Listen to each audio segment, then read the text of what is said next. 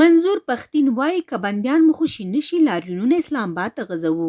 د پښتون ژغورنې غورځنګ مشر منظور پښتین وایي چې که پاکستان حکومت علي وزیر او نور بندیان خوشې نه کړي لاریونونه به اسلام آباد ته وغځوي. نوموړي د پېښور پریس کلب مخې ته د لاریون پر مهال وویل پاکستان کې چې چا ټوپک اخیستی او د قانون سره غړونې کړي حکومت ورسره خبرې کوي، خو پښتانه چې د قانون تر مخه خپل حقونه غواړي بندیان کوي یې. پښتون ژغورنې غورځنګ په پېښور، کوټ او کراچۍ کې احتجاجي مظاهرې کړي او د غورځنګ د مخکښ او قومي اسمبلۍ غړي علي وزیر او نور بندیانو غړو د خوشې کولو غوښتنه کړې ده. ښاغلي پښتین دغه راز زیاته کړې ده چې غورځنګ به د ډسمبر په 26مه د سیند اسمبلۍ مخې ته احتجاجي پرلط وهي او که په 10 ورځو کې د پي ټي ایم قیدیان خوشې نشول نو بیا د کراچۍ نه تر کوټې پورې او د هغه ځای نه به په ټوله پښتنه سیمه بټګرام او منصهیره به راتاویږو او اسلام آباد ته به لاریون وکړي. د پاکستان حکومت شاوخوا یو کال وړاندې د پي ټي ایم مخکښ غړی علي وزیر ونیوه او وروسته له هغې د دې غورځنګ ګڼ شمېر غړي هم ونیول